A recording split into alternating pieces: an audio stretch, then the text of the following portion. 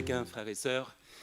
C'est un plaisir en tout cas d'être avec vous ce matin pour louer, pour célébrer notre grand Dieu qui tient tout entre ses mains. Il tient tout, il tient ce monde entre ses mains et en même temps il tient nos vies, nos petites vies entre ses mains. Et il nous aime. Ça c'est vraiment précieux. Comme Karim l'a dit, le pasteur Karim l'a dit, nous sommes venus au complet avec mon épouse Virginie, infirmière, et nos 3 filles de 16, 14 bientôt et 11 ans. Donc on est content d'être là ensemble. Donc. Et alors pour ne pas oublier tout de suite, j'aimerais vous transmettre les salutations de l'église de Chapelle-les-Arlémont. Les anciens vous saluent bien, donc voilà, ils savent que je suis ici. Et nous sortons d'une semaine d'évangélisation, justement. Les étudiants sont répartis en 4 groupes. Et sans doute, François Xavier n'est pas là, parce que justement, il est dans l'un des groupes. Et donc, nous étions en semaine d'évangélisation. Et voilà, donc, tout s'est bien passé. Cela se termine aujourd'hui. Alors, à l'église de Chapelle-les-Arlémont, nous avons commencé une série sur la procrastination spirituelle. La procrastination spirituelle. Quelqu'un voit ce que c'est, la procrastination? En effet, c'est un gros mot simplement pour dire que, pour décrire ce fait qui consiste à remettre tout le temps à plus tard ce que l'on peut faire au moment même, le jour même. C'est par exemple le papa qui procrastine de nettoyer sa cave, ou encore c'est cette pelouse qui doit être plutôt tondue la semaine prochaine, ou dans 2 semaines, ou le mois prochain. Voilà. Et alors en fait, ça c'est dans le monde, on va dire, physique. Dans le monde spirituel, une procrastination, en fait, lorsqu'on procrastine certaines choses, sur le plan spirituel en tout cas, cela peut devenir un gros obstacle pour nos vies chrétiennes.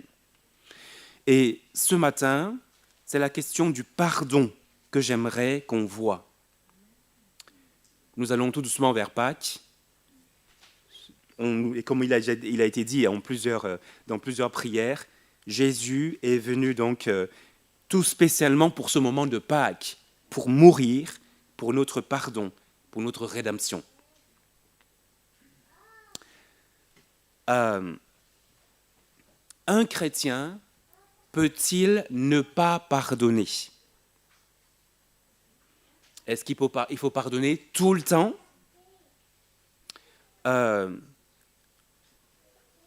Que faire si celui à qui on pardonne recommence? Et puis, comment faire concrètement? Comment vivre cette question du pardon? Pour cela, en tout cas, j'aimerais qu'on lise dans un premier temps un texte dans l'évangile de Luc. Luc 17, les 6 premiers versets.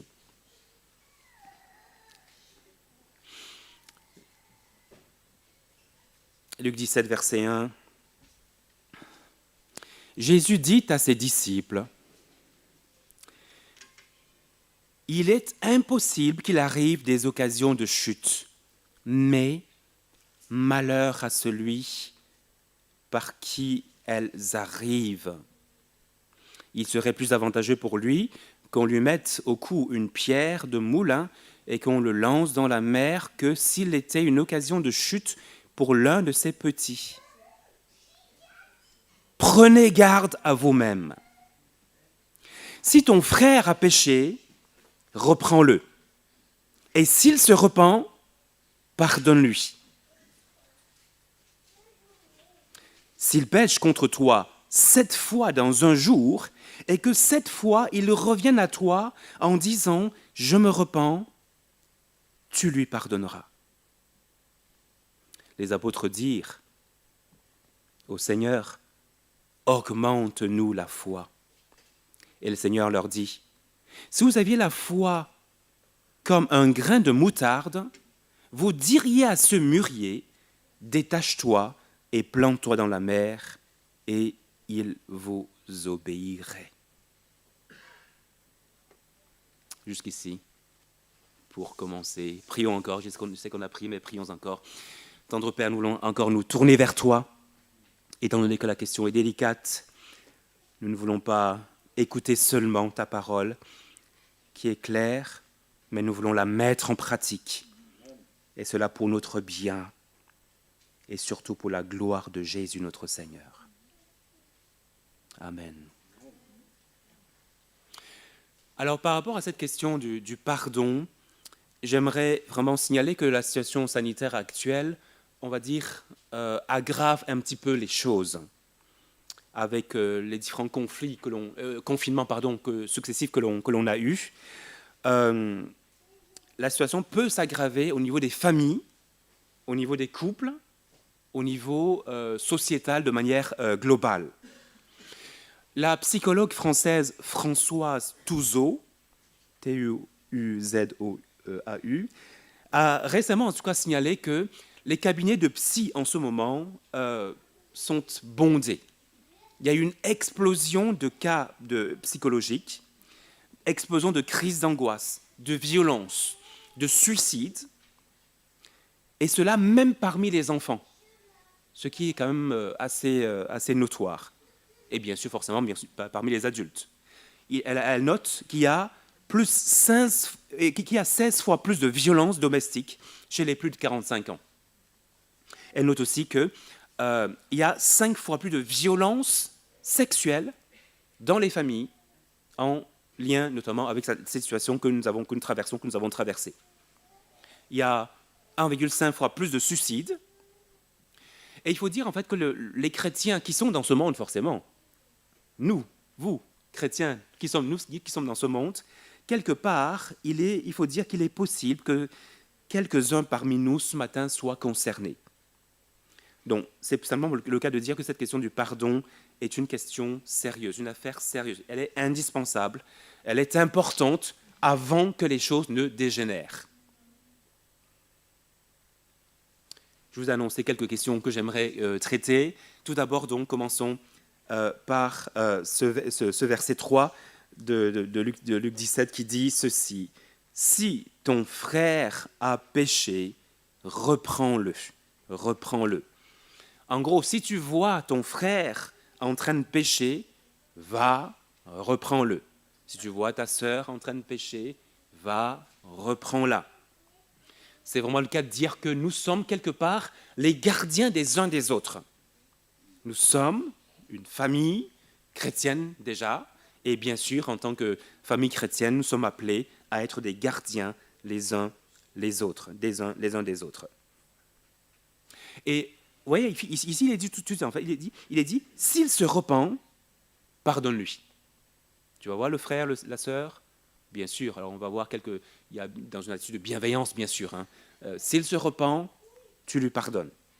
On voit vraiment que l'attitude ici, en reprenant, l'intention en reprenant, ce n'est pas là d'aller accuser forcément. Il y a vraiment cette intention derrière qui est bien claire, celle de gagner ton frère, ta sœur. C'est ça le but principal. Parce que vous voyez, en fait, parfois on pense que Luc 17 ou Matthieu 18, c'est le texte parallèle en fait chez Matthieu, que c'est un texte en fait pour les responsables d'Église qui nous dit comment exercer la discipline, comment reprendre quelqu'un quand il a péché. Oui, mais ce n'est pas que ça. C'est pas que ça. En fait, foncièrement, on voit que le but est de nous dire comment reprendre quelqu'un, certes, mais pour pouvoir le gagner, pour pouvoir gagner le frère, la sœur.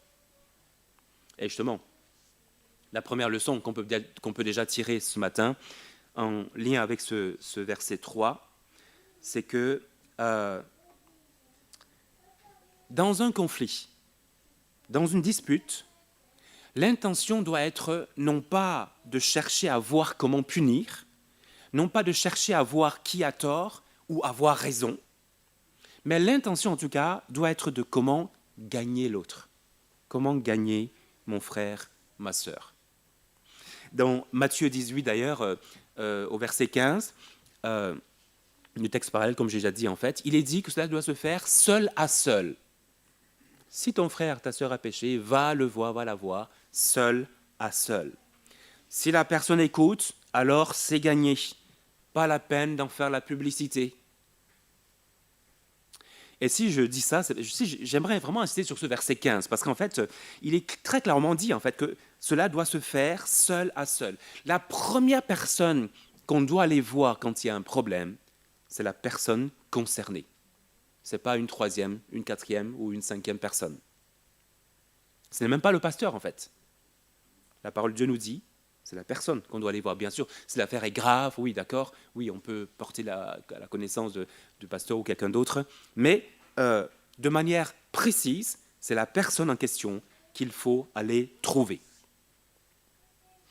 Alors, il y a quelque temps, mon épouse Virginie, qui est infirmière, comme j'ai dit tout à l'heure, elle m'a parlé d'une erreur d'une infirmière stagiaire, une infirmière stagiaire qui a fait une erreur, et en fait, cette erreur a été véhiculée dans tout le service. On en parlait derrière, mais aux concernés même, on ne disait rien. Mais par contre, en fait, chaque fois qu'elle passait, on se disait, mais où, celle-là, celle-là, celle-là. En fait, c'est exactement ce qu'il ne faut pas faire, d'après ce que le Seigneur nous conseille. La première personne à aller voir, c'est le frère, c'est la sœur. Si ton frère a péché, reprends-le. Reprends-le. Il s'agit donc de le voir, d'appeler la personne, de lui dire que j'ai été blessé, lui donner l'occasion de s'expliquer. Et comme je l'ai dit tout à l'heure, il est nécessaire d'avoir une démarche remplie d'amour, ce qui n'est pas évident quand on a les nerfs à vif. Et ici, alors bien sûr, ici, il ne s'agit pas d'être susceptible au moindre écart. Il ne faut pas jouer dans ce domaine de l'hypersusceptibilité. Si le pasteur ne te dit pas bonjour un dimanche matin parce que, je ne sais pas, il pense à quelque chose d'autre, n'en prends pas, oublie cela, n'en prends pas cela trop à cœur. En tout cas, ici, il nous est dit donc de pardonner. Alors la question peut être de savoir, jusqu'à combien de fois devons-nous pardonner? En fait, les rabbins disaient qu'on pouvait pardonner jusqu'à 3 fois. Et après 3 fois, c'est bon, voilà. C'est vrai quand même 3 fois, peut-être pour la même chose, ça fait quand même beaucoup. Hein. Mais ce qui est frappant, en fait, c'est que dans le texte de Matthieu 18, verset 21, on voit que c'est Pierre qui prend la parole et qui demande à Jésus, « Mais Seigneur, combien de fois est-ce que je dois pardonner quand on me fait du mal? Serait-ce jusqu'à 7 fois ?» Et donc, vous voyez, en fait, quand Pierre dit jusqu'à 7 fois, ben, il est vraiment très, très généreux. Et donc, Jésus va reprendre cela dans le même timbre et lui dire, « Je ne te dis pas jusqu'à 7 fois, mais jusqu'à 70 ou 70 fois 7 fois. » En gros, Jésus est en train de dire, nous devons toujours pardonner. Exactement comme Dieu nous a pardonné, en fait, tous nos grands sacs de péché qui l'ont cloué à la croix, qui l'ont poussé à aller à la croix. En tout cas, d'après Matthieu 18, un chrétien ne peut pas refuser de pardonner. Ce n'est pas possible qu'un chrétien dise « je ne pardonnerai jamais à un tel ». Ce n'est pas possible, ce n'est pas possible. Si c'est le cas, alors il faut juste demander peut-être, est-ce que vraiment j'ai compris le pardon de Dieu? Est-ce que j'ai compris tout ce que Dieu m'a pardonné, qui est une grosse offense à lui, qui représente en gros des sacs et des sacs de péché, et tout ça, il me les a remis. Alors c'est clair, il n'est tout le temps pas facile de pardonner. Mais, et c'est vraiment sur ça que j'aimerais insister ce matin, en choisissant de ne pas pardonner, nous laissons notre vie être pourrie par du non-pardon, et il y a plusieurs autres conséquences qui en viennent, qui s'en suivent. Et plus que cela donc, le non-pardon peut même miner notre salut.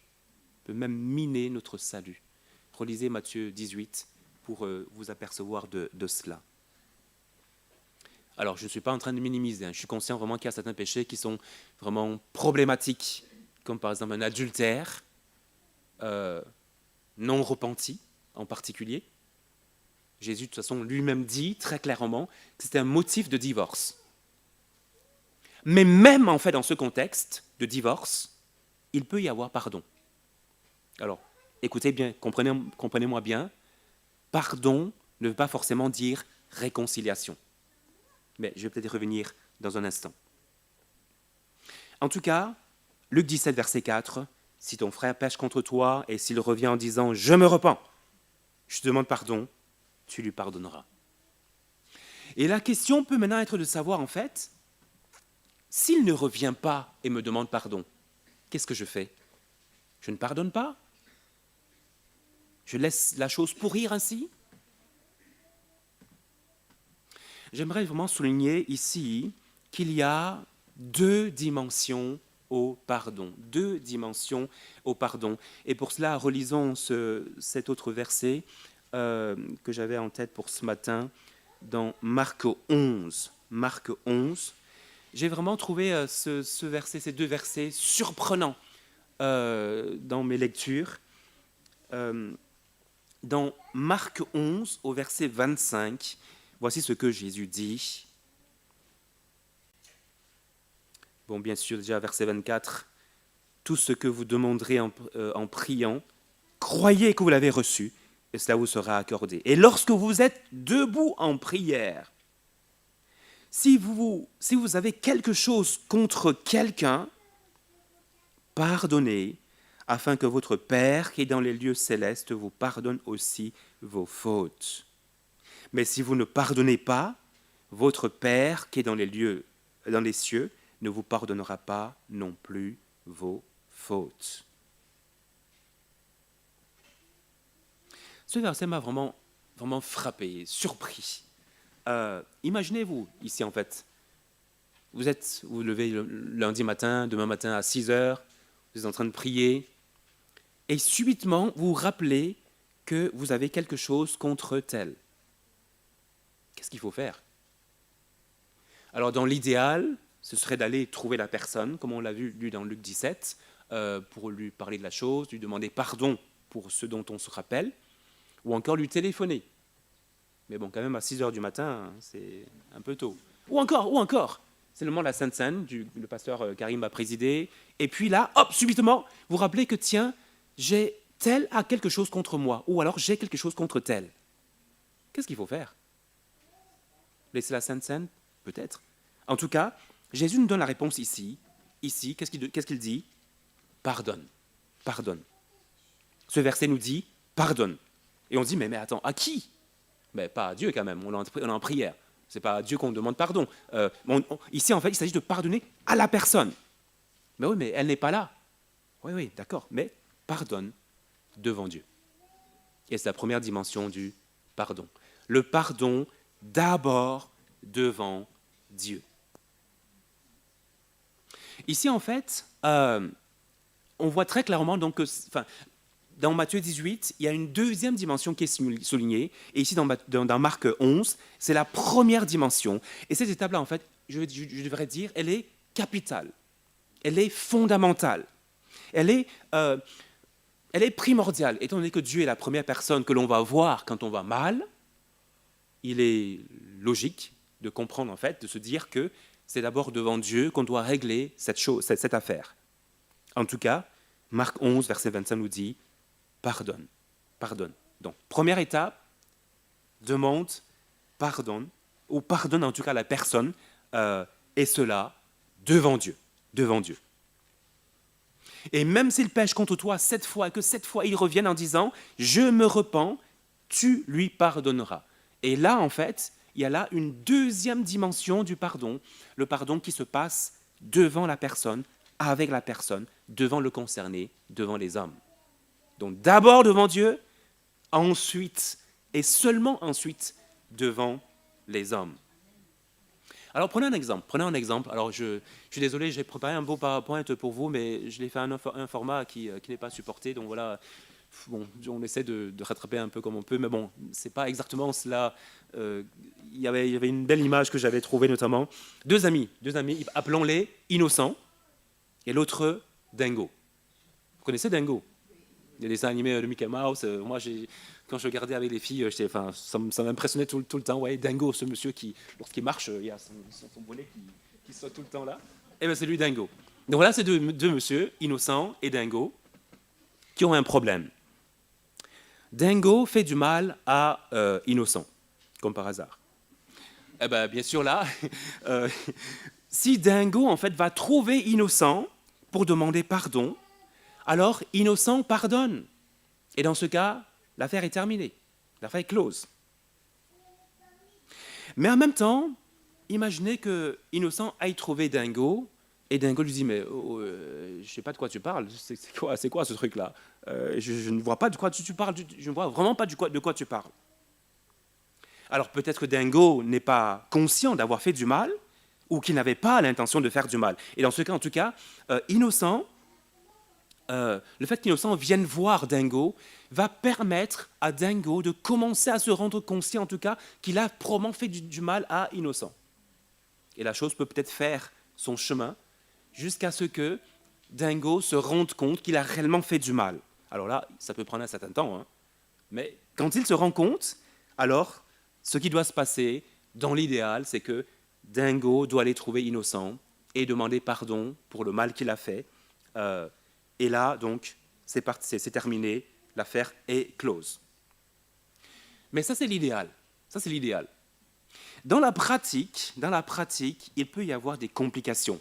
Et j'aimerais juste en fait évoquer une complication ce matin. Donc, imaginez donc que Dingo peut être conscient de ce qu'il a fait comme mal, mais il ne veut pas demander pardon à Innocent. Qu'est-ce qu'il faut faire? Et en tout cas, d'abord, c'est vraiment ici où il est important que Innocent, qui a été blessé, ait passé du temps devant Dieu.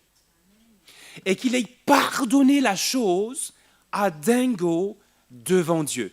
En le faisant, en fait, ça le désarme déjà, en fait. Il se calme, il dépose vraiment tous ses fardeaux. Ben, comme un Pierre nous dit, en fait, il se décharge vraiment au pied de la croix devant Dieu.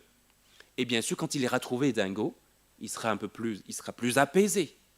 Parce que sinon, s'il va dans l'état précédent, ça peut vraiment faire des étincelles. Et si j'insiste vraiment sur ce point, c'est parce que de manière courante, on nous a toujours dit, ou en tout cas, on voit dans Matthieu 18, que le pardon n'est effectif que lorsqu'il y a demande de pardon de la part de Dingo. Oui, oui. Mais il y a une étape capitale qu'il faut prendre en compte sur la base de Marc 11, verset 25, c'est le pardon devant Dieu. Devant Dieu.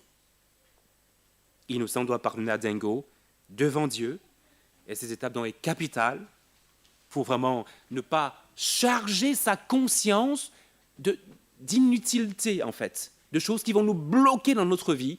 Imaginez, en fait, Innocent qui est chargé de ce que Dingo l'a fait. Il sort le matin ici sans avoir réglé la chose devant Dieu, toute sa journée sera quasi pourrie.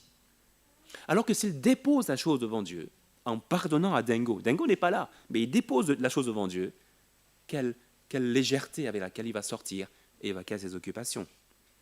Donc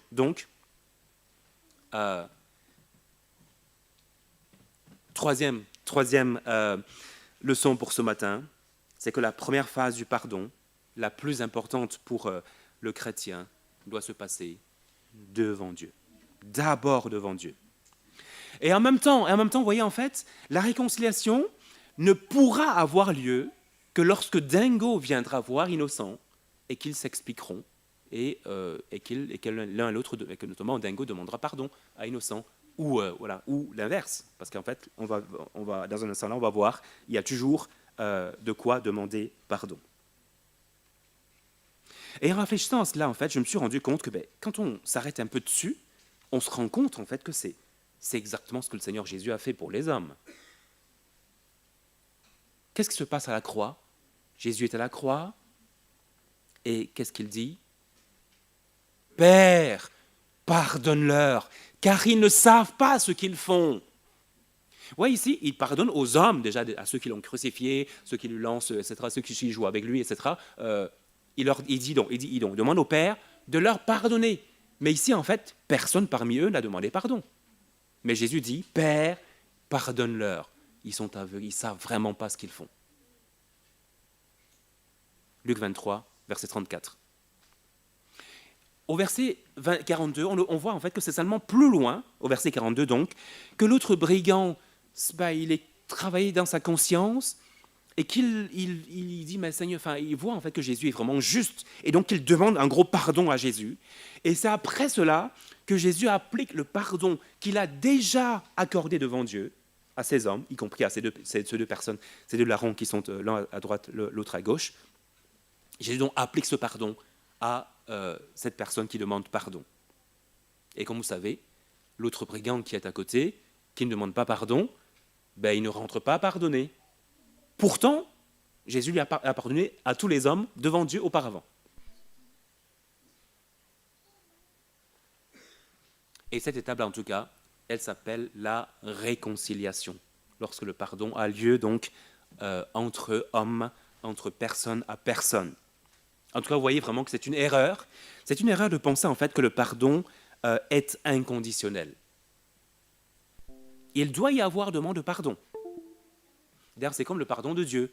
Le pardon de Dieu n'est pas inconditionnel. Bien sûr que Dieu pardonne. Dieu est prêt à pardonner à tout le monde. Mais encore faut-il demander pardon pour recevoir ce pardon-là. Et dernière question. Comment doit-on demander pardon ? Sur une page écrite recto verso et signée à gauche et pas à droite, en expliquant les intentions, avec une introduction, un développement, une conclusion. Alors cela pourrait vraiment être l'objet d'une autre prédication. J'aimerais juste souligner une attitude, l'humilité. L'humilité comme attitude essentielle dans le pardon, et cela dans le but de gagner l'autre. Et je pense qu'il est vraiment important, et on le réalise dans nos vies, dans la vie de famille, de couple, il est vraiment important de réaliser que dans une brouille, dans un problème, il n'y a jamais de tort à 100% pour une seule personne. Jamais. Ou très rare en tout cas. Quasi jamais. Ça n'existe que dans les assurances, qui veulent savoir qui a tort pour pouvoir bien sûr faire payer à la partie adverse. Quoique, il y a parfois du 50-50. Oui, on se partage les torts, oui. En tout cas, bien sûr, ça ne veut pas dire que tout le monde a raison ou bien a tort. Non, il y a un coupable principal. Ça, c'est vrai. Mais il y a toujours lieu de regarder sa part à soi et de régler sa part à soi. Et je pense qu'il faut commencer par là. Dingo a certes fait du tort à Innocent, mais Innocent, peut-être dans sa manière de réagir auparavant, a provoqué justement cela. Peut-être qu'il a 5% de tort dans l'affaire. Et que oui, en effet, Dingo a 95% de tort dans l'affaire.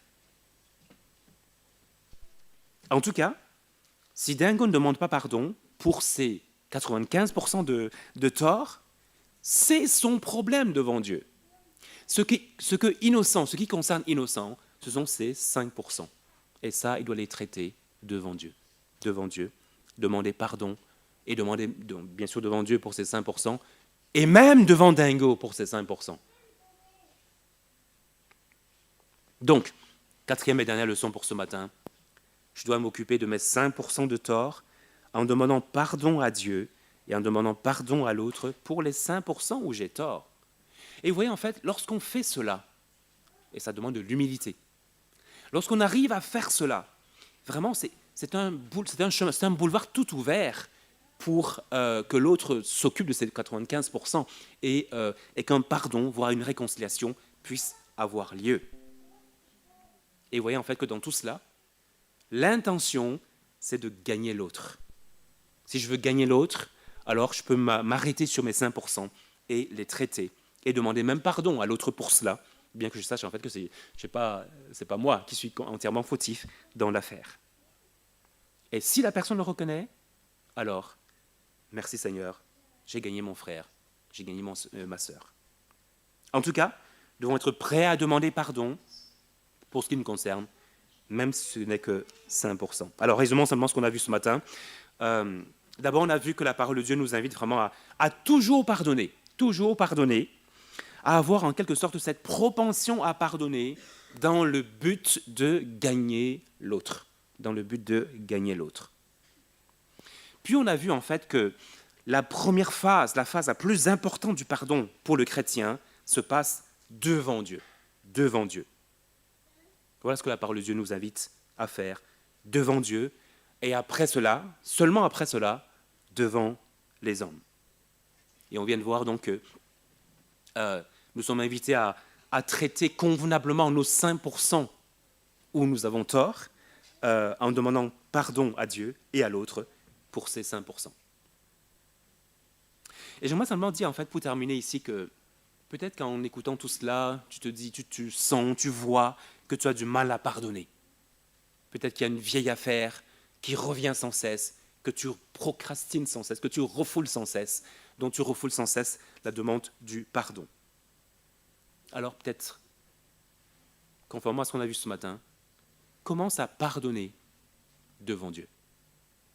Et tu verras que c'est un peu comme si l'essence de la bombe va comme être désamorcée de l'intérieur. Elle sera plus facile pour la suite, pour aller notamment devant l'autre. Et peut-être que tout simplement, tu as du mal à pardonner. Dans ce cas, commence par te demander si tu connais le pardon de Dieu. Si tu ne connais pas le pardon de Jésus-Christ, tu ne pourras pas pardonner, c'est certain. Que le Seigneur en tout cas nous fortifie, nous aide par son Esprit Saint à lâcher prise, à pardonner, parce que ça ne sert à rien, sinon que de se créer des problèmes, que de garder les objets du non-pardon. Que Dieu nous bénisse. Amen.